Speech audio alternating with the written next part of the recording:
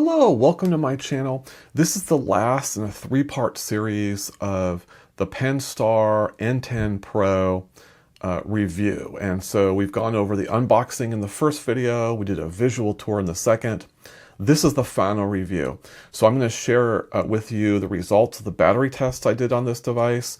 We're going to go over, my summary of the pros and cons, and then I'll just go in and talk about who I think this device is ultimately for, my recommendation, and some closing thoughts. So let's go ahead and dig on in. So this table represents all the 10.1 to 10.8 inch devices that I've tested using the exact same battery tests on, across devices. And basically, the way that the table presents data is it measures battery drain per hour. Now, in theory, what you could do is you could take the various tests and kind of combine them together to get a sense of how you might use the device and therefore calculate what the battery drain will be. But the easiest way to use the table is just to look at the relative measurements, one device versus another, to get a sense of how good the battery life is. And to help with that, at the bottom, we have an average for each measurement across all devices and a median across all devices.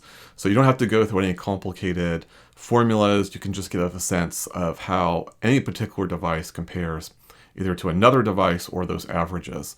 A few lines below the Penstar N10 Pro, which is highlighted in green, is the BooksGo 10.3, which again I think is the most direct competitor to this device, so that we'll be keeping an eye on that device in particular, as well as the averages overall.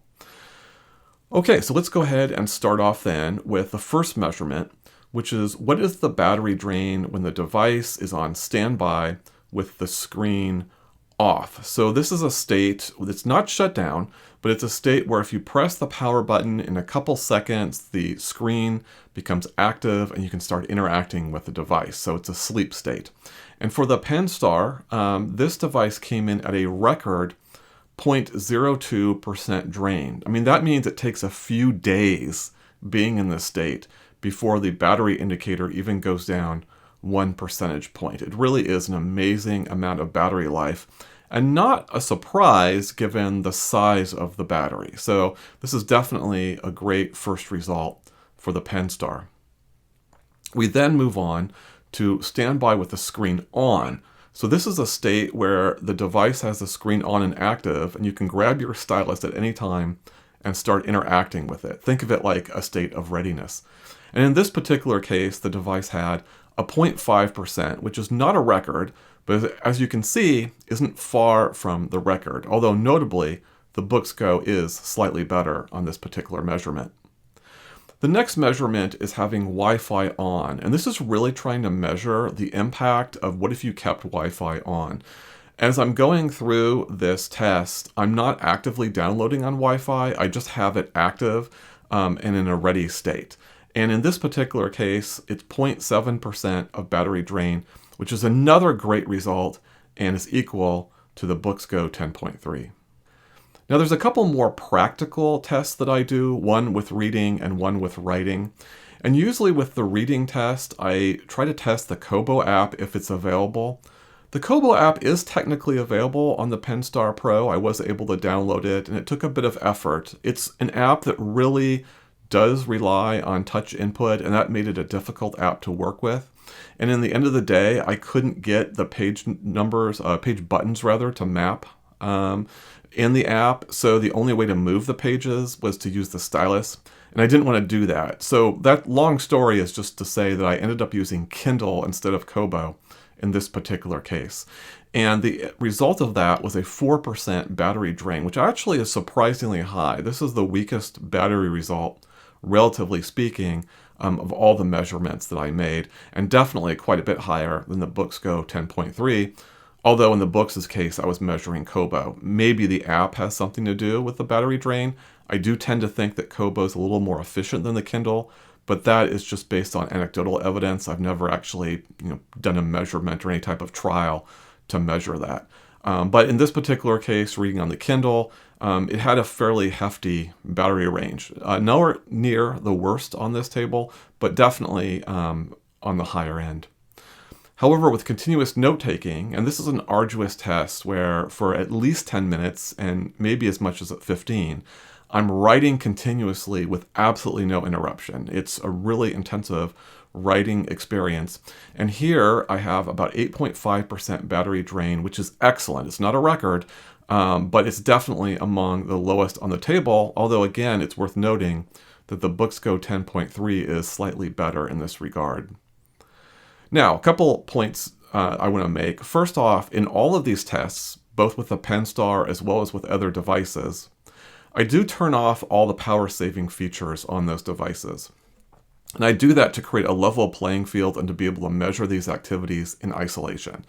So just because there are these rates on the screen doesn't necessarily mean that will map to your experience, because if you're using, for example, you put your device on an always on state, but then you have it go to sleep automatically when you're not using it for periods of time, that will help your battery life.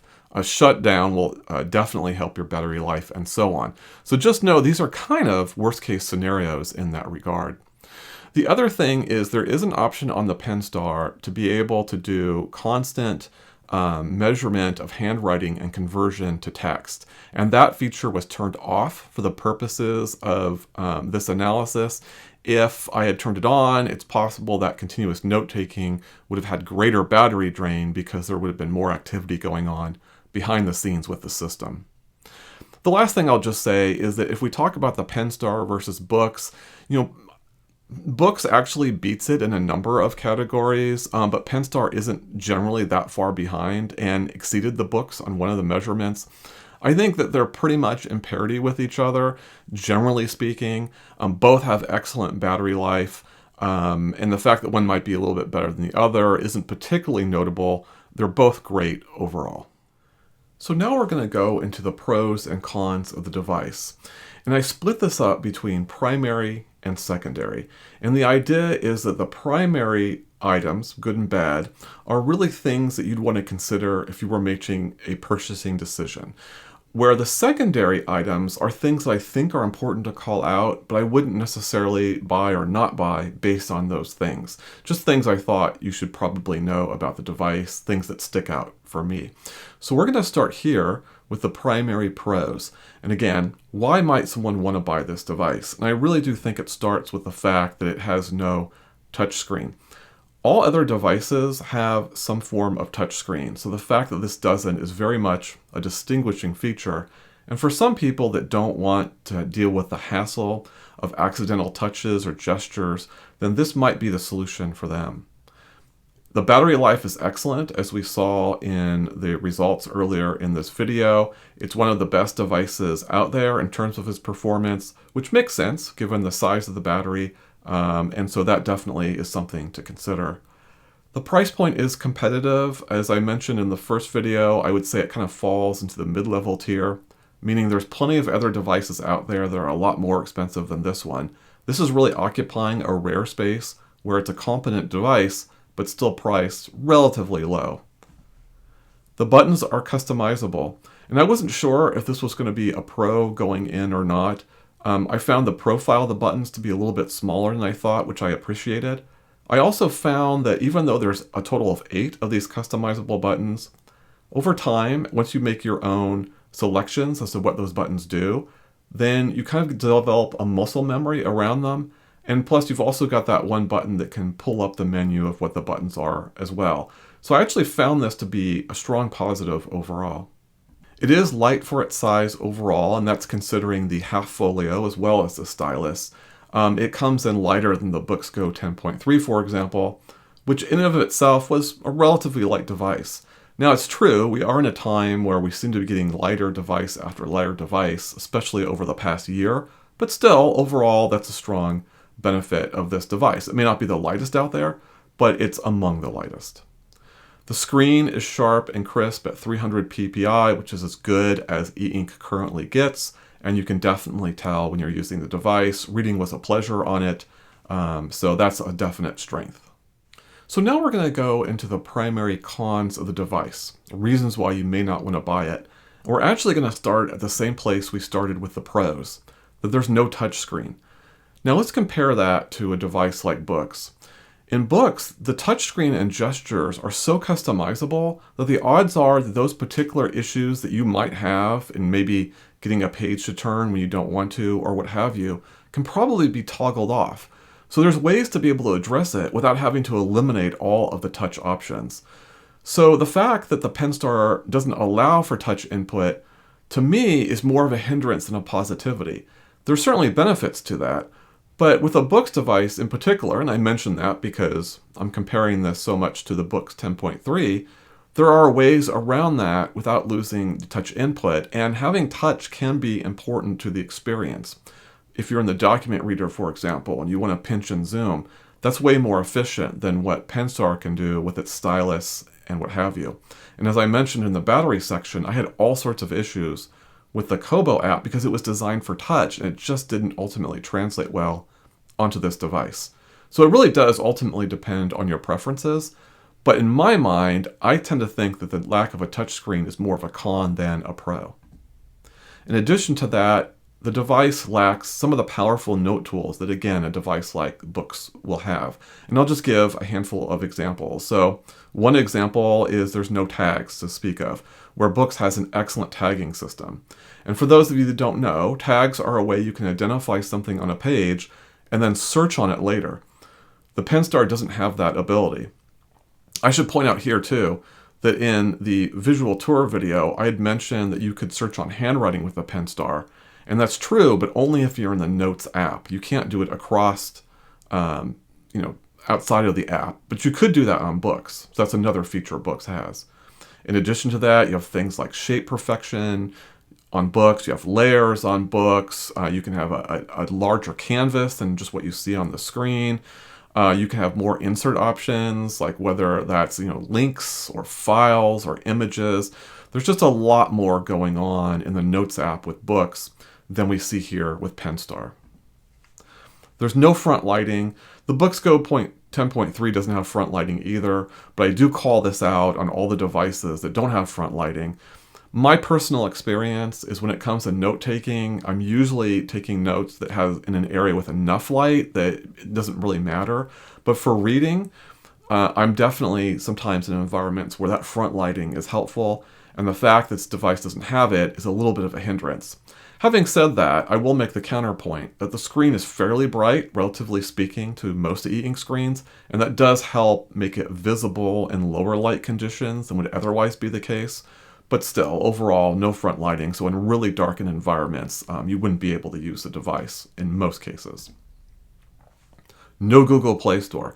Now, they do have a lot of key apps on the device, particularly around reading apps, and they do have access to other app stores that potentially might have a broader selection, but not having the Google Play Store is definitely a hindrance. I mean, not only does Books have that, but companies like Viwoods, iFlyTech, I'm sure there'll be others. It's just as common as it is not that these devices have access to Google Play Store, and that just increases the overall utility of the device. So not having that store is definitely a hindrance to consider. I didn't like the stylus. There were a lot of interesting design elements of the stylus. Having the nibs hidden inside of it is a really nice touch. I thought the button would be nice, but I did find that I accidentally pressed it often, so having it more recessed would have been better. And I hated the end cap eraser. I thought that was terrible. I don't like to have to put pressure on the eraser in order for it to activate, and you don't need to. There's companies that have figured this out.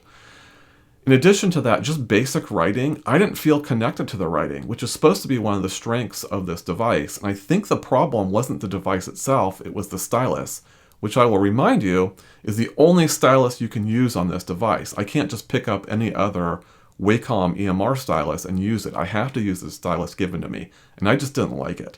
So that's something to consider. You've got to really like that stylus, or else you're kind of out of luck. And the last thing I'll point to is just the weak note functions. I kind of touched on this earlier with the note tools, but there are no, tags or anything like that. There is a small, contents item that they have in the device, but it's really not particularly well executed. And what this means ultimately is that, you can't just pull up a list of, say, all your to-dos that you've marked in your notes. That's not possible because they don't have that type of reference functionality on the device. Books devices have a very robust selection of tools, as does Supernote, to be able to refer to your notes, and that's definitely lacking here. Okay, so now let's go over some of the other things I liked about this device, and we'll start off with the AI eraser. I actually thought their version of the AI eraser was better than Books' version. And just to be clear on what this is, you can write in a note and then you can scribble on that note, and if you have this active, it will then eliminate what you wrote. So it's basically a form of an eraser, and it's really convenient when it works. I found it worked more often on this device than it did on the Books Go 10.3 or other Books devices. So I really appreciated that because it's a feature I really wish Books would kind of hone and make better, and so far they haven't. So that was nice to see here. In addition to that, the Reader app is pretty decent. It's not as fully functional as the Books app, but I was definitely impressed by it. I liked reading on it. I just thought it was a good app overall, and a strength of the device. This is a small thing, but I just like the fact that you can kind of draw your own polygon. I don't recall having any other company do something quite like they have on this device, where you just pick different points and it'll draw the lines and then complete the polygon. I just thought that was kind of neat. Again, the fact that there's nibs stored in the stylus is a really innovative way to do that. So that was cool. The screen had a nice scratchy sound. I really appreciated that kind of audio feedback as I was writing. So that was kind of cool. The hardware, I'd say, was pretty solid overall. Didn't have any creaks. It felt competent. And so, yeah, I like that. And then the fact that they have key reading apps, particularly Kindle and Libby. As again, I mentioned, I had some struggle with Kobo, but I could have used it. The fact that those are there, I think, definitely helps the value of this device. All right, let's wrap up then with just some of my secondary cons. And we'll start off with the fact that if you want to use any cloud storage options, whether that's OneDrive or Google Drive or Dropbox, you have to integrate with your Penstar account. Usually the fact that you want to use something like OneDrive or Google Drive is that you trust them as a place to deposit your files, and having to tie them to another service, which would then also back up your files, doesn't make a lot of sense. So I didn't appreciate that. And other device companies separate that out where you don't have to connect the two. So I thought that could have been done better. There was some ghosting on the device. Again, not a huge deal. It's not worse than the Go 10.3, but it's definitely there. And I definitely appreciated being able to customize one of my buttons to refresh the screen. So some devices can do ghosting better. So it was kind of worth mentioning this, but I wouldn't call it terrible. The calendar app on it is really limited. You can see companies like Viwoods and Supernote do a much better job, particularly integrating with things like Google Calendar. And that's just not the case here. It was definitely very limited, and I couldn't see myself ever using that because of that fact. When you're in a notebook, there really is no easy way to switch to another notebook, and other companies do a much better job of that, whether it's Books, Supernote, iFlyTech even. I just thought that was a pretty weak feature, and I would have liked to have seen a little bit more, maybe without having to go into the standard file folder structure, for example, to switch between notes. Other companies provide shortcuts, and there just wasn't anything like that here. Finally, there were some bugs. There weren't a ton of them, but I'll just give you an example. I was trying to show off, I drew a triangle, or I think I created the shape. And I wanted to show that you could lasso the triangle and then you can change the dimensions of it using the lasso tool. And every time I tried that, the Notes app would crash on me. So there weren't a ton of bugs. I wouldn't call it bug-filled, but there were a few, that and just a couple others from time to time that caused things to crash. Not terrible, but not great either. Okay, so having gone over that, who do I think the Penstar is for? And I think it's a very focused product. It's really for someone that definitely doesn't want touch on their device, is kind of excited about the idea of using buttons for navigation instead, maybe customizing that to match their own, personal workflow. and likes the fact that the Penstar is at this kind of lower price point. I think that's the ideal person that might be interested in this device. However, just be aware that you are making sacrifices for that lack of touchscreen and those buttons. What the Penstar ultimately delivers is a competent device. I want to emphasize that. I would not call it a bad device at all, but it's not nearly as good or doesn't nearly have the utility of the BooksGo 10.3. And I think you're giving up a lot to get this no touchscreen kind of button navigation type device. And I would give some serious thought about whether that trade-off is worth it or not. But that ultimately would determine whether you would be or might be interested in this device or not. But having said that, my overall recommendation, I really can't recommend it, generally speaking. Again, not because it's a bad device. It's competent. It does a lot of things really well, but I think it needs to sell at a much deeper discount to really justify, it over, say, the Go 10.3. I would like to see like $100, even $150 price cut from the Go 10.3. So it would be a smaller price cut for the actual Penstar because it's already lower.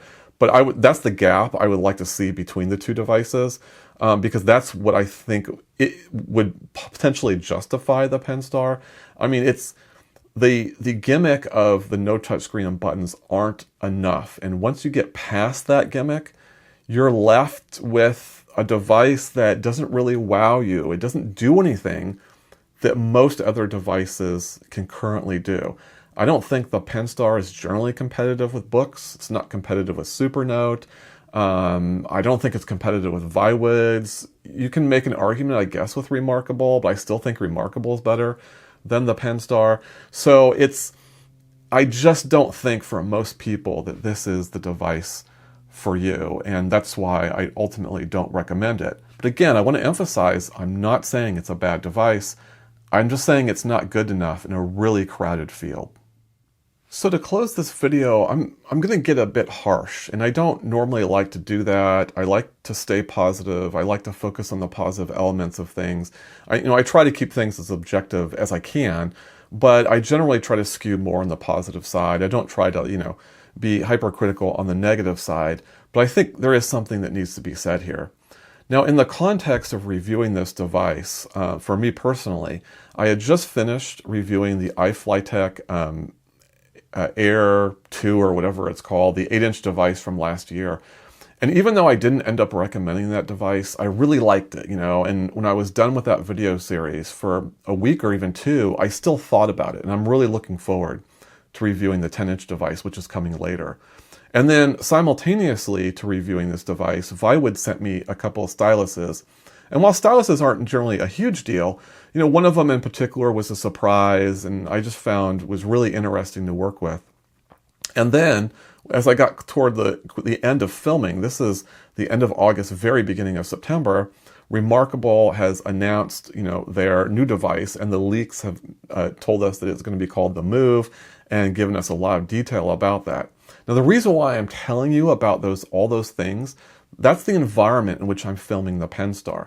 And all of those items has a thread that ties between them, which is I'm really finding myself mentally engaged and thinking about these things and using my imagination and trying to understand what are the pros and cons of them and, so on and so on. There are intriguing, creative things that all these items have to offer that's really been kind of capturing my mind. And the Penstar just doesn't do that. I felt the most favorable about it when I unboxed it. That's when I first saw the buttons. I saw they were smaller than I thought, which I thought was great. I started to, work with the buttons and work with the stylus as a touch input and just kind of understanding and learning that. But once I got a few days in on that experience, it's where I understood those dynamics and I just focused on what the rest of the device could do. I wasn't all that engaged with it, to be honest with you. I mean, I put the work in. I did the visual tour and I put in the normal rigor I put in with any other device. But ultimately, the Penstar just didn't capture the imagination like all those other companies are doing right now. It's a competent device, as I've said multiple times, but it's just not a great device. And I don't really care if I review another Penstar device going forward. So I'm just mentioning this because I think it's a less of a rational, quantitative, argument. It's just my kind of more of emotional argument, I guess, of how I feel about this device. And in the end of the day, it's completely forgettable. I'm actually looking forward to finishing this filming so I can put the device in a drawer and move on and think about these other things that I'm much more interested in. Again, I hate to be so kind of negative about it, but I think it's important as a reviewer to tell you that, because I think that reflects on the device just as much as my pros and cons do. And I think it's worth considering. Anyway, I hope this video series was helpful. If it was, please like and subscribe, because I've got other videos coming out that I'll be reviewing in this latter part of the year. So it's going to be a very exciting time. And I look forward to sharing that with you, and I hope to see you there. Bye.